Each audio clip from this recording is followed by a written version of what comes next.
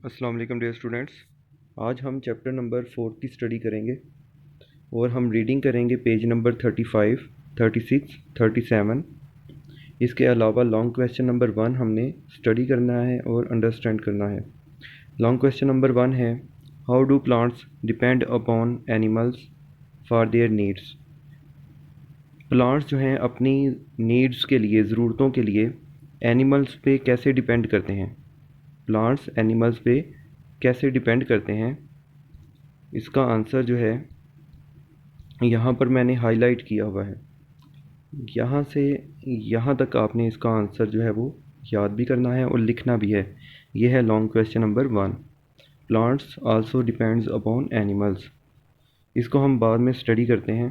पहले हम रीडिंग करते हैं पेज नंबर 35, 36 और 37 की। यहाँ से आपका पेज नंबर 35 शुरू होता है। इसका इस पेज पर है, पहला टॉपिक है एनवायरनमेंट। एनवायरनमेंट क्या होता है, इसकी डेफिनेशन करते हैं। एवरीथिंग अराउंड एन ऑर्गेनिज्म, एक ऑर्गेनिज्म के around her cheese, that affects it's life, जो इसकी ज़िंदगी को अफेक्ट करे, इज़ कॉल्ड इट्स एनवायरनमेंट। यानी कि हर चीज़ जो एक ऑर्गेनिज्म के इर्द गिर्द इसकी लाइफ को अफेक्ट करती है, हर उस चीज़ को हम इसका एनवायरनमेंट कहते हैं। यहाँ डायग्राम में अगर देखें तो यहाँ पे ये रैबिट है, तो इस रैबिट के इर्द गिर्द जितनी भी चीज़ें हैं जो इसकी लाइफ को अफेक्ट करती हैं, वो सारी चीज़ें जो हैं इसका एनवायरनमेंट है। जैसे रैबिट है, इसको ये प्लांट अफेक्ट करता है। प्लांट इस तरह से अफेक्ट करता है कि अगर रैबिट इस प्लांट को खाएगा तो ये ज़िंदा रहेगा।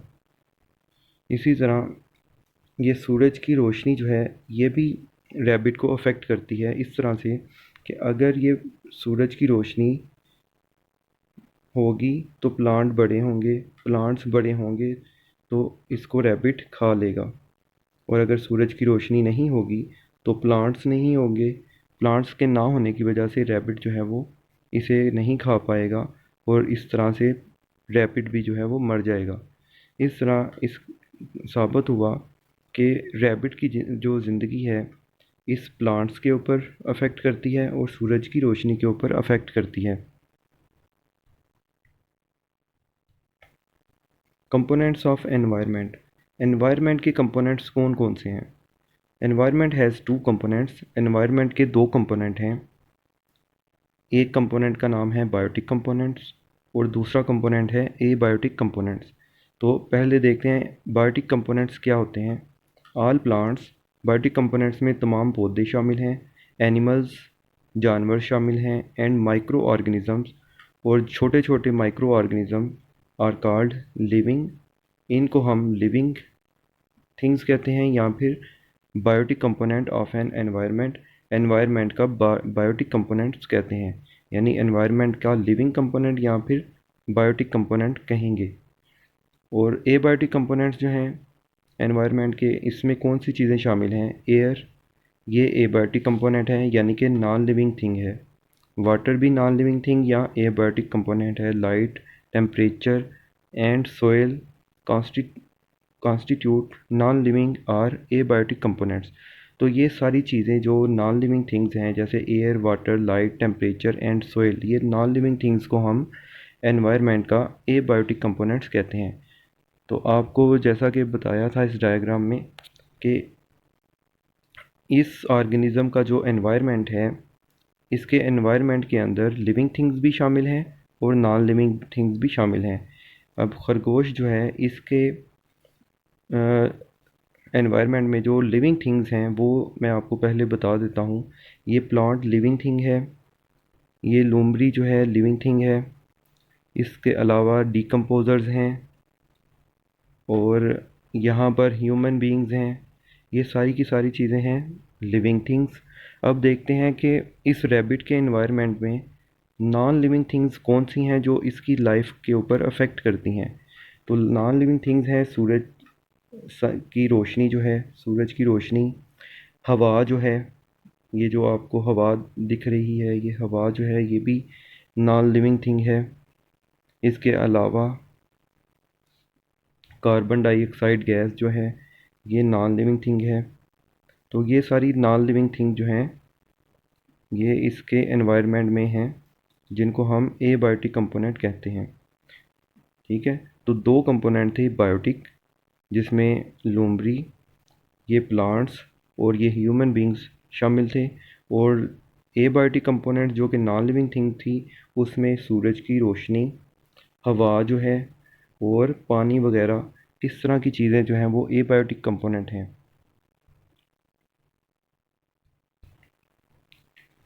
बायोटिक कंपोनेंट्स के बारे में डिटेल में पढ़ेंगे कि बायोटिक कंपोनेंट्स में कौन कौन सी चीज़ें शामिल हैं।